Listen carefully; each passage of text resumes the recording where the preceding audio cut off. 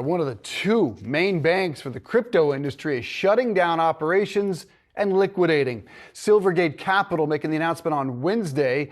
What does it mean? David Chiaverini, Wedbush Securities Managing Director in Equity Research, joins us now. Let's start, David, with why this is happening with Silvergate. What can you tell us? Yeah, so it was a classic run on the bank.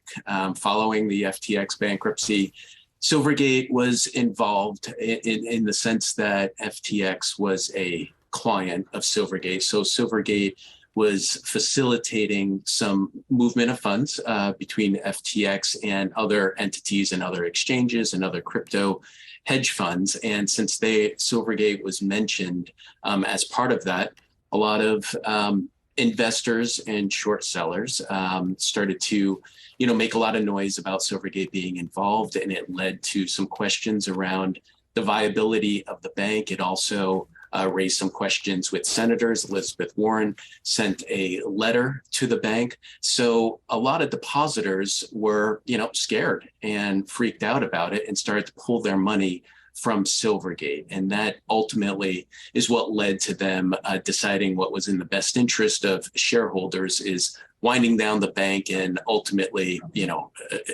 trying to get the residual value back to shareholders in a return of capital. So we'll have to see how that plays out. It could be a long time. We're expecting 1 to 2 years for them to settle their affairs, but that's essentially what has brought Silvergate down. David, Sheila Bair was quoted in a piece for Bloomberg saying that Silvergate's troubles are as much, if not more, about traditional banking risks, the lack of diversification, as it is about exposure to crypto. It sounds like you might agree with that. Yeah, absolutely. So what's ironic about the situation is that Silvergate did not lose any money related to its Bitcoin collateralized loans. So zero losses related to that.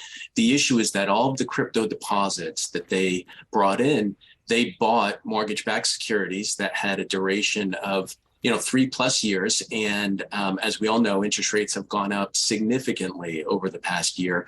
And that led to unrealized losses on that portfolio. Now, normally, when you have a stable deposit base, all of those losses end up coming back into capital over time as those securities pay off. But their hand was forced, right? Because all of these deposits ended up leaving the bank. And in order to fund those deposit outflows, they had to sell those securities and realize losses. And that ended up depleting their capital base. So it really was interest rate risk that brought them down at the end of the day, as opposed to any crypto-related losses. So as we have to ask with every one of these stories, what do you think the collateral damage is here? Yeah, it's a good question. Now, we're likely to see stablecoins start being used more. We saw some deposits have moved over to Signature Bank, the other crypto-related bank. We could probably see a number of these deposits kind of move offshore. But stablecoins and utilizing stablecoins to move money between the crypto exchanges is likely to be the number one thing that kind of gains share here. Now, why Silvergate and Signature have garnered such a strong following is that they don't charge fees to move money across their networks. Whereas when using stable coins, you have to pay gas fees. So crypto hedge funds, they're moving billions and billions of dollars. For instance, the SEN over the past year and a half has moved close to $1 trillion. So even saving basis points on that level turns into a big dollar amount. David, as an analyst, when you come in to try to analyze a bank like this, you also mentioned Signature. That's off just about 12% on the fall. I'd hear from the news from Silvergate. The exposure, though, to crypto obviously would get a lot of people's attention. How do you evaluate that and kind of separate all of that from some of the other fundamental things that are going on within the business? Not Silvergate aside, but maybe a bank like Signature. What's important is about how they invest the funds, the deposits that come in.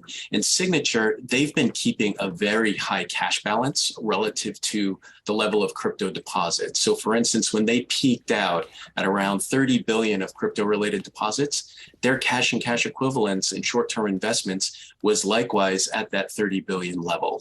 So they were much more conservative in the way in which they invested the deposits that came in from the crypto fund. So that's one of the key things to look at when you're dealing in a business that the end markets are highly volatile. And this was an expensive lesson learned for Silvergate. I think Signature from the get-go was keeping a very short-term, short-duration book for what they were investing those deposits. And now they're being even more conservative because at the peak, they were up at about 30% of their deposits were crypto-related deposits.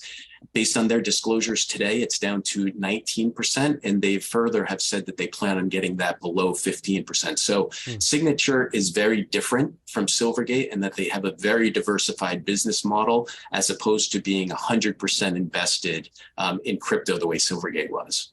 And David, before we go, crypto was a popular topic today or the last 2 days prior on Capitol Hill when Jerome Powell was answering questions both the Senate and the Congress. In particular, Congressman Stephen Lynch was concerned that the creation of a digital dollar could zero out some digital currencies. Do you have any takeaways from those 2 days on Capitol Hill or the likelihood of regulation coming from Congress in the months ahead?